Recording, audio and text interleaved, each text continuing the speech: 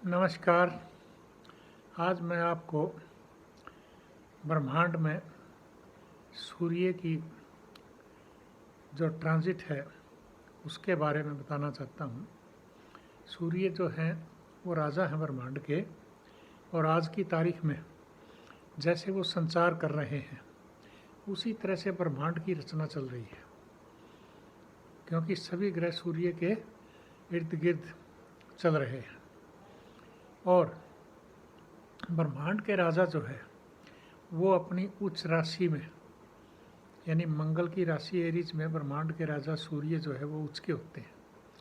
वहाँ चलते हुए भी लाचार हैं, यानी कि वो बेबस हैं। क्यों? क्योंकि वहाँ पे ट्रांजिट राहु का चल रहा है।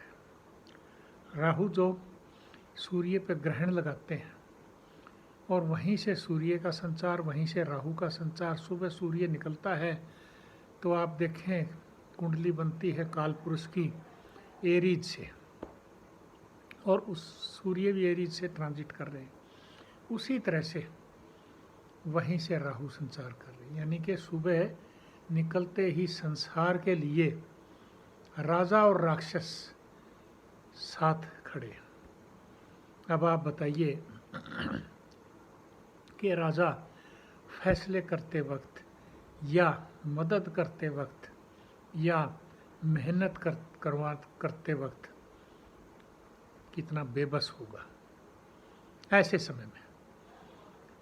तो यानी संसार की कुंडली इस समय सूर्य के संचार के साथ जो है कोई ठीक नहीं चल रही है, और वहीं से जो उसके मित्र ग्रह सूर्य के बृहस्पति वो उससे 12वें पड़े हैं कालपुरुष की कुंडली में। बेशक वो अपने साइन से जा रहे हैं, अपनी राशि मीन से, लेकिन वो 12वें चल रहे हैं। उसी तरह से शुक्र 12वें चल रहे हैं, और वो भी उच्च के होके, मगर सूर्य से 12वें हैं। अब आप अंदाज़ा लगा सकते हैं कि संसार में ये राशिफल क्या फलित कर रहा होगा। तो ऐसे समय में सांसारिक परिस्थितियाँ, स्थिति कोई सामान्य नहीं हो सकती, और असमानता का एक वातावरण बना हुआ है। इसी तरह से प्रकृति के लिए भी, क्योंकि जब ऐसे खेल या रचना चल पड़ती है तो प्रकृति में भी आपदाएं आनी शुरू हो जाती हैं। तो आप देख रहे होंगे संसार में कितनी आपदाएं आ रही हैं, प्रकृति में भी सब कुछ चेंज हो रहा है, सिस्टम से कुछ नहीं हो रहा।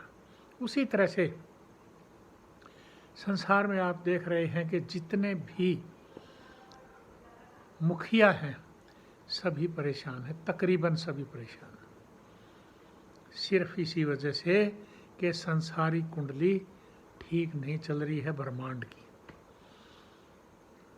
ये इतना गहन अध्ययन है जो मैं आपको बता रहा हूँ। इस पे विचार कीजिए कि अगर आपकी कुंडली में भी यही संचार है तो यानी आपके मन में भी दुविधा ऐसे ही होगी, परेशानियां ऐसे ही हैं। जन कल्याण के कामों में काफ़ी परेशानियां आ रही हैं, किनको? मुखियाओं को। उसी तरह से राजनीतिक जितने बड़े बड़े ऑफिसर्स, सरकारी पदों पे उच्च पदासीन अधिकारी, सभी को इन परेशानियों का सामना करना पड़ रहा है। अगर कहीं सूर्य और राहु की ये स्थिति अगर 10वें भाव पे आ गई तो यूँ समझिए कि किसी की भी जिनकी की कुंडली, मैं बताना चाहता हूँ आपको कि कर्क राशि से संबंधित है, तो आप यूँ समझिए उच्च पदासीन लोगों को काफ़ी परेशानियों का सामना करना पड़ रहा है। उसी तरह से अष्टम पे आ गई, यानी कन्या राशि के लोगों को, देशों को, जो भी हैं, तो उनको भी काफ़ी परेशानियों का सामना करना पड़ रहा है। अब आप खुद स्वयं अंदाज़ा लगाएं, अगर मिथुन राशि के कोई देश हैं तो 11वें भाव में, यानी कि हाउस ऑफ गेंज जब बर्बाद हो रहा है, मित्रता बर्बाद हो रही है, तो आप देखिए कि उनके साथ क्या बन रही हो। तो ये जो ज्ञान है इसका मैं आपको इस वास्ते बता रहा हूँ कि सांसारिक स्थिति इस समय ठीक नहीं चल रही है, और 15 तारीख को जब सूर्य देव यहाँ से निकलेंगे और शुक्र की राशि टॉरस में जाएंगे, तब कहीं जाके कुछ थोड़ा बहुत जो है आराम होने की संभावना होगी सूर्य देव के लिए। सूर्य उस राशि से यानी कि राहु के जाल से बाहर निकल सकेंगे, तभी जितने भी मुखिया हैं, जितने भी बड़ी बड़ी पोस्टों पे बैठे हैं, उनको कुछ राहत की उम्मीद होगी। मगर वहीं 16 तारीख को चंद्र ग्रहण भी लगने वाला है। अब आप समझिए कि जब सूर्य ग्रहण या चंद्र ग्रहण लगते हैं लुमिनरी प्लैनेट्स पे, तो वो भी एक बैड इफेक्ट होता है। हम आज बात कर रहे हैं सूर्य के संचार के बारे में और उस संचार की परेशानियों के बारे में। तो वही मैं बता रहा हूँ कि अगर सूर्य देव को मजबूत करना है, आपने अपनी कुंडली में आप अपनी कुंडली का विश्लेषण ज़रूर करवाएं और उसके बारे में जो भी रेमेडीज़ हों वो ज़रूर कीजिए। वैसे इन जनरल मैं बता दूं कि सूर्य देव की उपासना ज़रूर करें और सूर्य को जल ज़रूर दें तांबे के बर्तन से। सूर्य की एनर्जी बर्बाद ना हो तो एनर्जी की चीज़ें,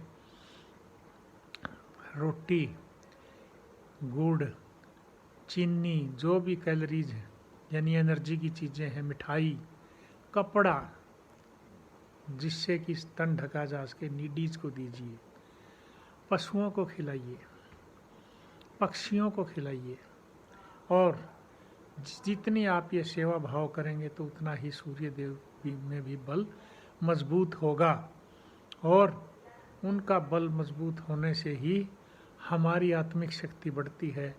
क्योंकि सूर्य जो है एस्ट्रोलॉजी में आत्मा का दर्जा लिए हुए हैं और वो ब्रह्मांड में राजा का दर्जा लिए हुए हैं, घर में पिता का दर्जा लिए हुए हैं गृहस्थी में, और सरकार में वो सुपर पावर का दर्जा लिए हुए हैं।